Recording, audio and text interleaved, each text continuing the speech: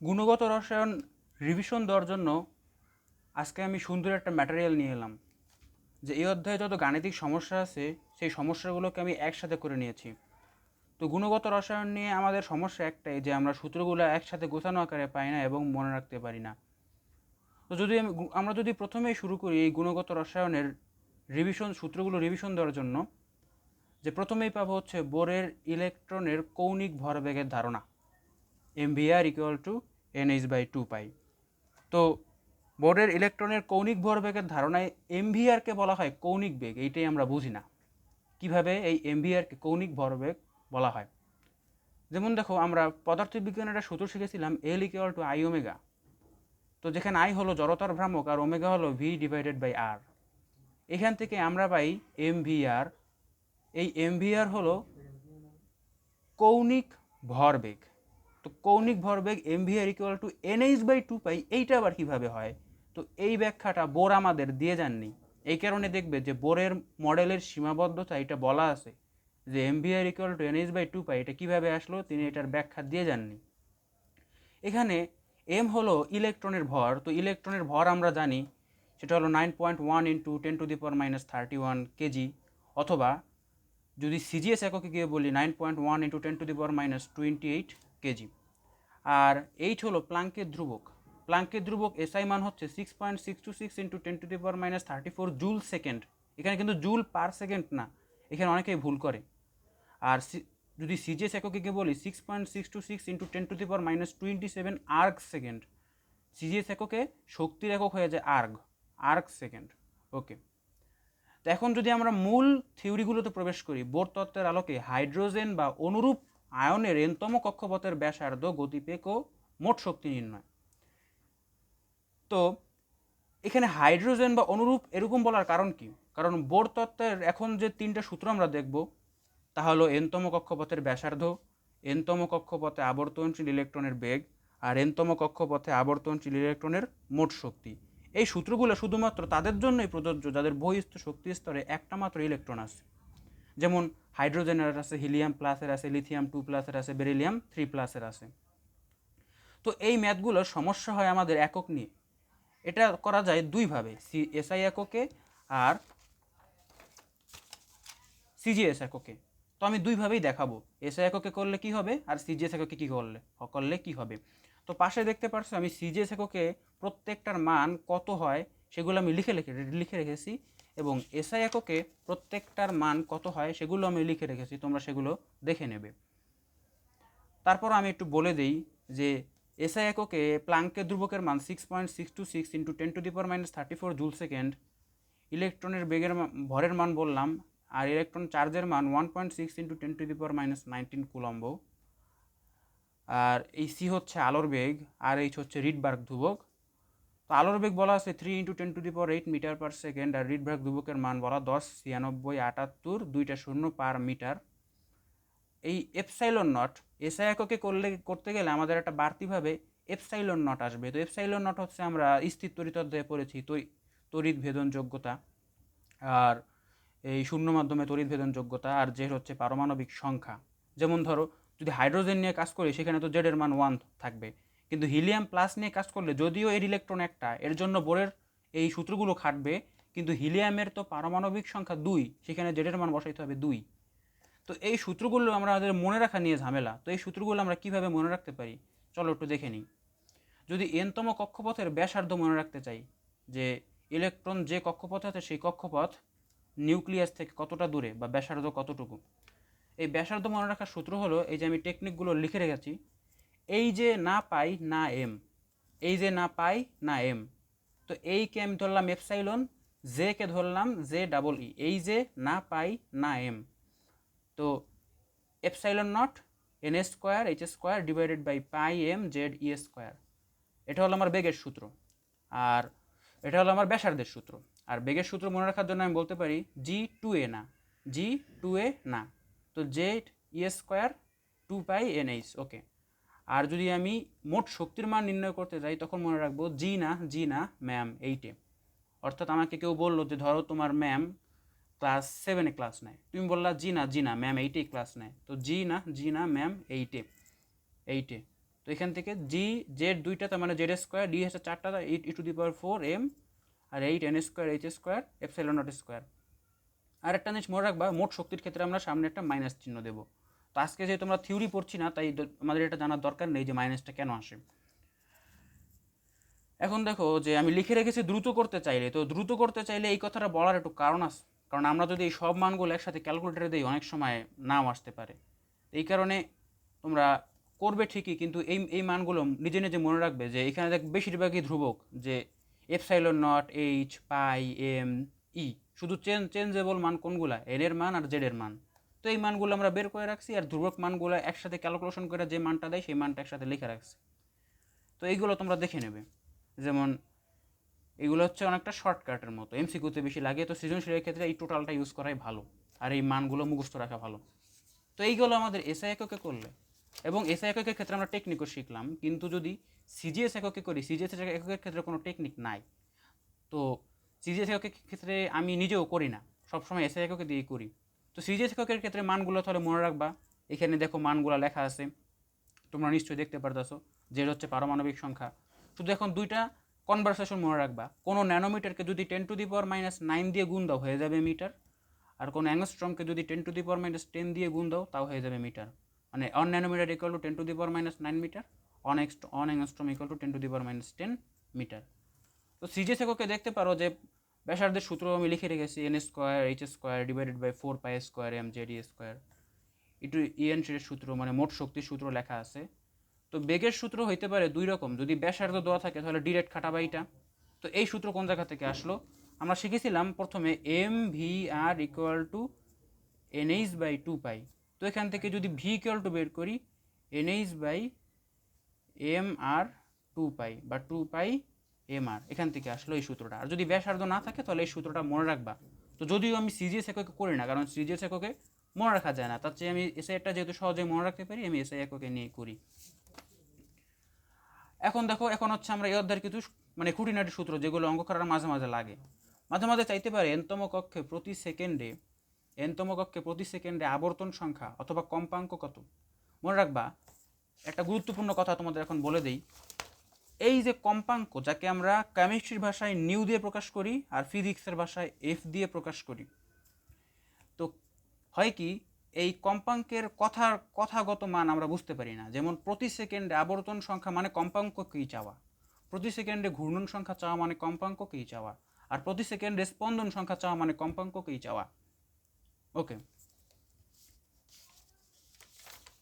তো এই প্রতি সেকেন্ড আবর্তন সংখ্যার জন্য বা কম্পাঙ্কের জন্য আমরা একটা সূত্র মনে রাখবো, যে কক্ষে আছে সেই কক্ষে বেগ, ইলেকট্রনের বেগ, মানে এই বেগ কীভাবে বের করব, এই বেগ আমরা এসআই এককে বা সিজিএস এককে বেগের সূত্র দিয়ে বের করব, ডিভাইডেড বাই কক্ষের পরিধি বের করব 2πr দিয়ে। মানে এখানে আমার ভি আর আগে থেকে বের করা লাগবে, পরে 2πr করে বের করে নেব। অথবা বিকল্প হিসেবে এই সূত্র ডিরেক্ট মনে রাখতে পারি, যেটা আমাদের সঞ্জিত কুমার গুহ স্যারের বইয়ে দেওয়া আছে, অন্য কোনো স্যারের বইয়ে নাই। ডি ব্রগলির তরঙ্গ সমীকরণ থেকে আমরা জানি lambda equal to H by M V equal to H by P, প্লাঙ্কের ধ্রুবক, ইলেকট্রনের ভর, বেগ আর তরঙ্গ দৈর্ঘ্য। ওকে, এরপর দেখবো আমরা একটি ফোটনের শক্তিকে আমরা প্রকাশ করি ই দিয়ে, E equal to H nu, আর nu equal to c by lambda, তো লেখা যায় এইচ সি বাই ল্যামডা। আবার এইচ সিকে একসাথে করে নিলে 1/λ লেখা যায়, 1/λকে বলা হয় তরঙ্গ সংখ্যা বা নিউ বার। এখন দেখো একটা মজার জিনিস, যে যদি বলে এনটি, এখন আমরা তো একটা ফোটনের শক্তি শিখলাম, যদি ফোটন যদি একটা না থেকে অনেকগুলো থাকে তাহলে E equal to n h nu. আমরা মোল সংখ্যার সূত্র জানি যে n equal to N by N A. তো যদি মোল সংখ্যা যদি 1 হয় তাহলে 1 হয়ে গেলে তাহলে লিখতে পারি N equal to N A. তার মানে আমরা কি বলতে পারি, যদি N equal to N A হয়ে যায়, তখন এখানে যদি এন এর জায়গায় জাস্ট এন এ বসাই দিই, তাহলে এইটাই হবে আমার 1 মোলের জন্য বের করা, মানে অ্যাভোগাড্রো নাম্বার বসাই দিলে এটা হবে আমার 1 মোলের জন্য ফোটনের শক্তি, 1 মোল ফোটনের শক্তি এটা হয়ে যাবে। আর নিউবারকে আমরা শিখছি কি তরঙ্গ সংখ্যা মানে 1/λ। তো এটার একটা সূত্র আছে, R H 1/n low square minus 1/n high square, মানে এটা হচ্ছে কম শক্তিপথ থেকে উচ্চ শক্তিপথে আমরা জানি ইলেকট্রন গমন করে, সে শক্তি শোষণ করে উচ্চ শক্তি স্তরে গমন করে, অথবা উচ্চ শক্তি স্তর থেকে নিজের শক্তি স্তরে বিকিরণ করে নামে। তো মূল কথা এখানে বোঝায় যে এন লো মানে বোঝায় হচ্ছে কম শক্তি স্তরের মান ডিভাইডেড বাই এন হাই মানে অধিক শক্তি স্তরের মান এইটা, আর ইন্টু জেড স্কোয়ার। এই জেড স্কোয়ারটা হাইড্রোজেনের বেলায় তো জেডের মান 1 মানে পারমাণবিক সংখ্যা 1 হয়ে যায়, কিন্তু অন্যান্য পরমাণুর বেলায় খাটে।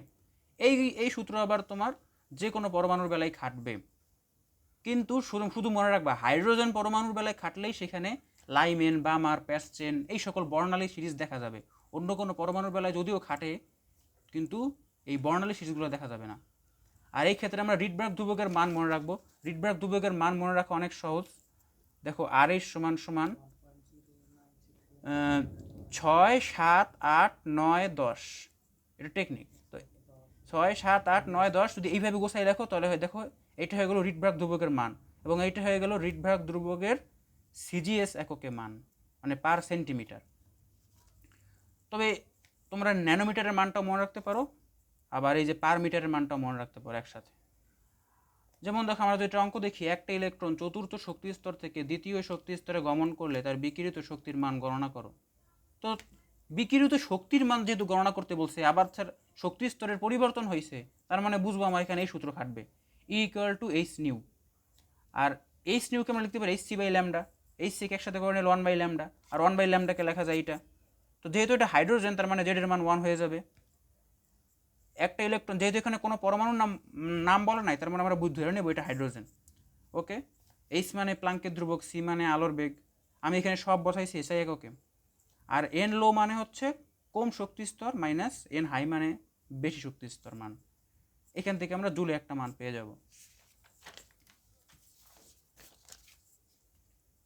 তো মাঝে মাঝে অনেক বই দেখবা এরকম একটা সূত্র আছে যে ডেল ই সমান ই আপার বাই ই লোয়ার, মানে উচ্চ শক্তি স্তর থেকে যদি নিম্ন শক্তি স্তরে নামে তাহলে সেখানে শোষিত শক্তির পরিমাণ বা বিকিরিত শক্তির পরিমাণ। তো এই সূত্র আসলে এই সূত্র থেকেই মূলত এই রিডবার্গের এই সূত্রটা আনা হয়েছে। তো এই সূত্র ব্যবহার করা যে কথা, এই সূত্র ব্যবহার করা একই কথা, এটা আমরা অনেকে বুঝতে পারি না। বিশ্বাস না হলে বিভিন্ন অঙ্ক তোমরা করে দেখতে পারো। এই অঙ্কটা যদি এইভাবে করে দেখো একই উত্তর আসবে। তো এইটা আমি এখন আর দেখাইলাম না, ওই অঙ্কটা যদি এইভাবেও করি তাও হবে।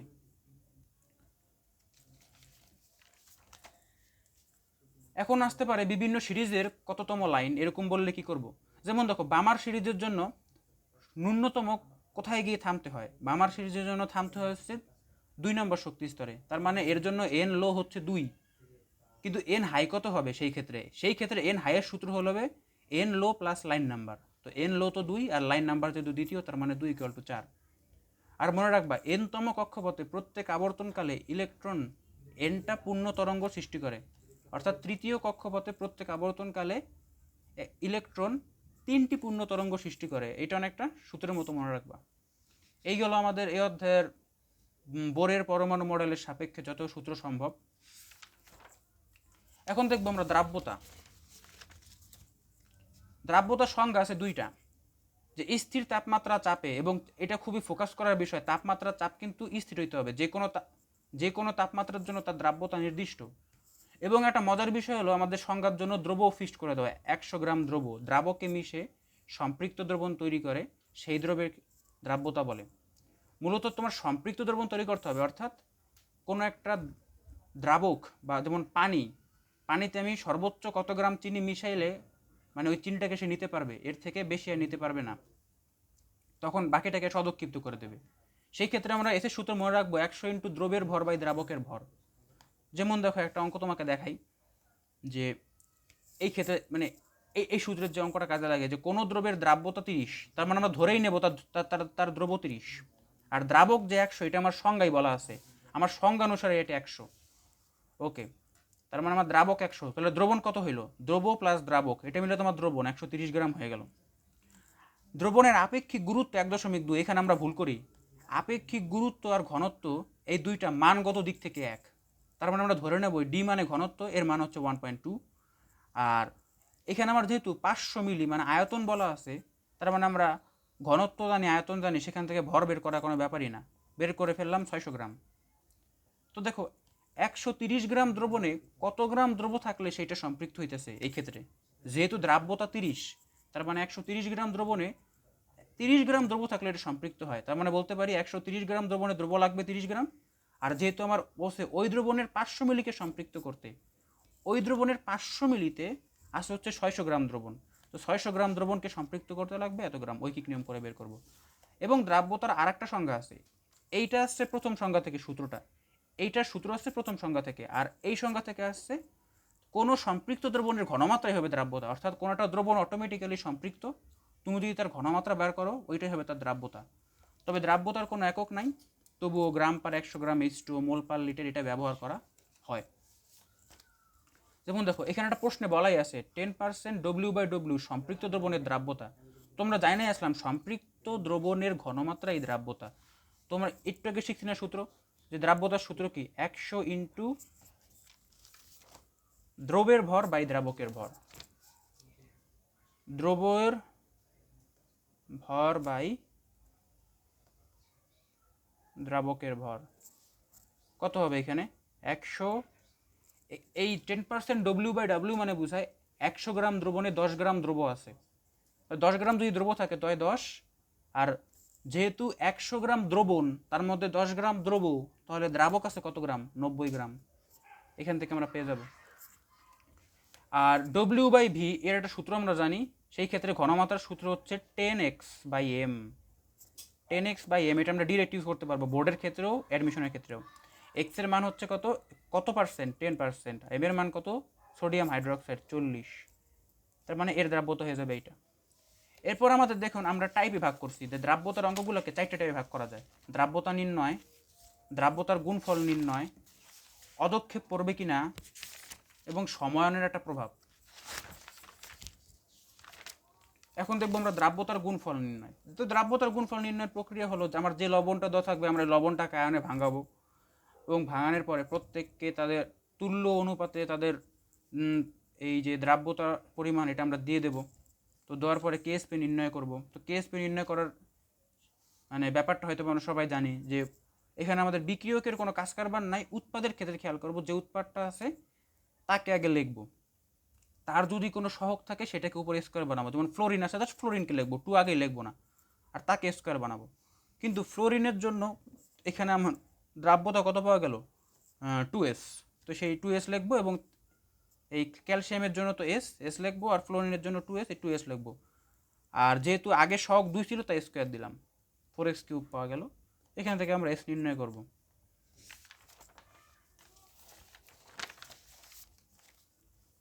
কোনো প্রশ্ন যদি বলে দেয় যে লবণটা কত পার্সেন্ট বিয়োজিত হইল, তাহলে হবে কি জাস্ট অত পার্সেন্ট এর সাথে গুণ করে দেবো, আর কিছুই না। আগে আমরা আমাদের প্রাপ্ত সমীকরণটা লিখবো, পরে দ্রাব্যতার সাথে জাস্ট অত পার্সেন্ট গুণ করে দেবো। 15% বিয়োজিত, তাহলে 15% কত 0.15s, আর এই 15% 2 এর সাথে গুণ হয়ে যাওয়ার পর 0.3 হয়ে যায়, সিম্পল। আর অদক্ষেপ পড়বে কিনা 3টা শর্ত মনে রাখবো, যে কেআইপি যদি কেএসপি থেকে বড় হয় অদক্ষেপ পড়বে, এটাই মনে রাখবো, কারণ অন্যগুলো তো দেখো আমাদের দরকার নাই। আমরা হয় কি আমরা আমরা 3টাই মনে রাখতে যাই আর আউলেই যাই, যে কোনো একটা মনে রাখবো যে কেআইপি যদি কেএসপি থেকে বড় হয় তাহলে অদক্ষেপ পড়বে, না হলে পড়বে না, বোঝাই যায়। যেমন দেখো এই যে আমাদের একটা লবণ, এই এই অঙ্কগুলো কিন্তু খুবই গুরুত্বপূর্ণ। দেখো যে এই যে আমার অঙ্কের ভিতরে এই যে সোডিয়াম ক্লোরাইড একটা লবণ আছে, আর ক্যালসিয়াম হাইড্রোক্সাইড একটা লবণ আছে। এখানে শুধুমাত্র ক্যালসিয়াম ক্লোরাইডের দ্রাব্যতার গুণ মানে দ্রাব্যতা গুণফল দেওয়া, মনে রাখবা যার দ্রাব্যতা গুণফল দেওয়া থাকবে, যার দ্রাব্যতা গুণফল দেওয়া থাকবে তারটাই আমাদের বের করতে হবে। এটা আমরা মানে অঘোষিতভাবে বলাই যায়, কারণ দ্রাব্যতার গুণফলের সাথে তোমাদের কম্পেয়ার করতে হবে। তো যদি দ্রাব্যতার গুণফল কম্পেয়ার মানে না করতে পারি, তাহলে আয়নিক গুণফল দিয়ে আমরা কী করব? তার মানে বুঝতে পারতেছি এখানে আমার ক্যালসিয়াম ক্লোরাইডের আয়নিক গুণফল বের করতে হবে, মানে কেআইপি বের করতে হবে। তো ক্যালসিয়াম ক্লোরাইডের কেআইপি ধরে নাও যে আমরা ক্যালসিয়াম ক্লোরাইডকে আয়নে ভাঙাবো ঠিকই, শুধুমাত্র এই সমীকরণটা লেখার জন্য। হারামে আমাদের এই সমীকরণটা অদক্ষেপের অঙ্কে কাজে লাগবে না, হারামে না। এই ক্যালসিয়াম দেখবো আমার এই যৌগে আছে কত অণু, এই যৌগের ক্ষেত্রে আমরা একটা সূত্র শিখছিলাম, দেখো S1V1 ইকুয়াল টু S2V2। তো এখান থেকে আমরা এইটা আনছি যে এখানে আমার লাগবে কি ঘনমাত্রা, S equal to S1V1 by V total, মানে এখান থেকে আমাদের এই সূত্রটা আনা হয়েছে যে S1V1 divided by V total. তো ক্যালসিয়ামের ক্ষেত্রে আমার ক্যালসিয়াম তো এই পাত্রে নেই, এই পাত্রে।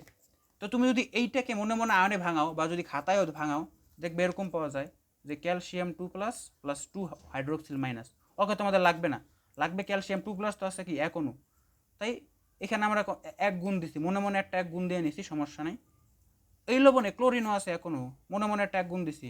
আর এস তো আমার সূত্রে দেওয়াই আছে, মানে অঙ্কের মধ্যে দেওয়াই আছে, এস এর মান এত মোলার, ভি এর মান এত মোলার, আর ভি টোটাল কত 50 যোগ 30 80। তো এইটা হলো মূল অঙ্ক।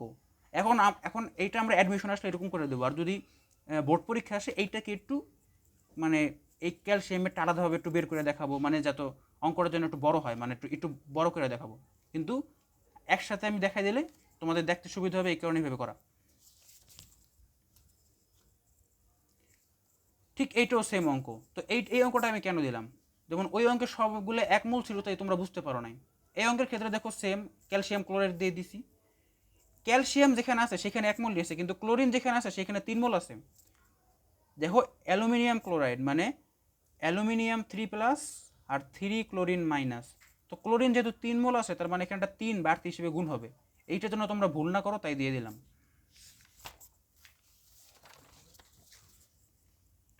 এই যে আমাদের শেষ টাইপ সমায়নের অঙ্ক, এবং এই অঙ্কগুলোতে আমরা ভুল করি। তো সমায়নের অঙ্ক কি, যার যেমন দেখো আমি সোডিয়াম ক্লোরাইডের দ্রবণে সিলভার ক্লোরাইড মিশাইলাম, বলছি সিলভার ক্লোরাইডের দ্রাব্যতা কত হবে। দেখো এইখানেও ক্লোরিন আয়ন আছে, এখানেও ক্লোরিন আয়ন আছে। আবার ক্যালসিয়াম ক্লোরাইড দ্রবণে সিলভার ক্লোরাইড মিশাইলাম, এখানেও ক্লোরিন আছে, এখানেও ক্লোরিন আছে, দুইটাই সমায়ন।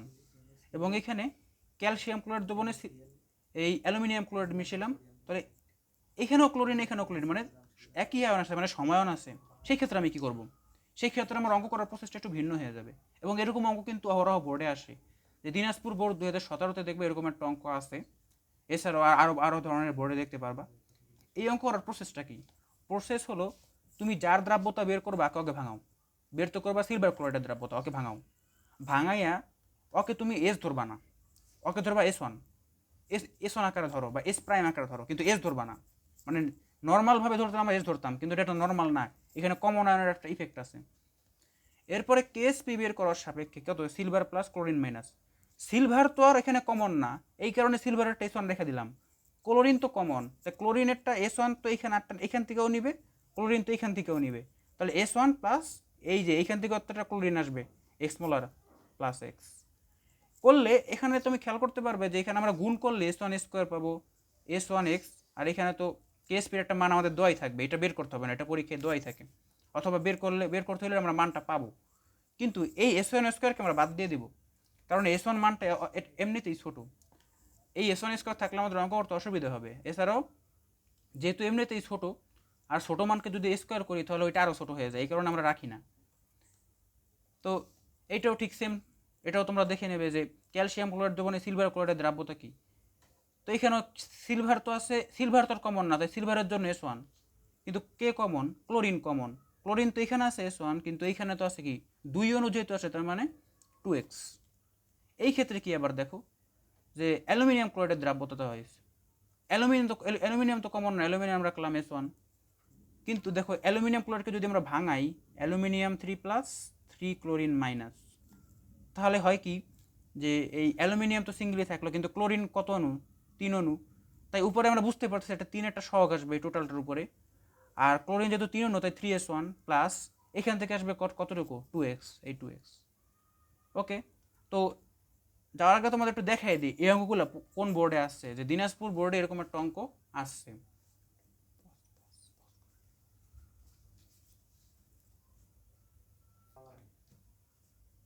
এখন দেখো যে আমাদের গুণগত রসায়ন, এটা আমাদের নাক স্যারের বই। তো নাক স্যারের বইতে দেখা যায় যে তোমরা সমায়ন চ্যাপ্টারটাতে যাবা, দ্রাব্যতার উপর সমায়ন প্রভাব, অথবা যে কোনো বইয়ের তোমরা সমায়ন চ্যাপ্টারে যাবা। যার পরে দেখবা এখানে কিছু সৃজনশীল দেওয়া আছে 2.61-এ। দেখো আমি একটা সৃজনশীল তোমাদের পড়ে শোনা, এটা হচ্ছে এই 2 যেটা তোমার আরও ভালো বুঝবা। যেমন এটা দিনাজপুর বোর্ড 2017-তে আসছে, এখন বাসায় গিয়ে দেখবা, তাহলে বুঝতে পারবা আরও ভালোভাবে।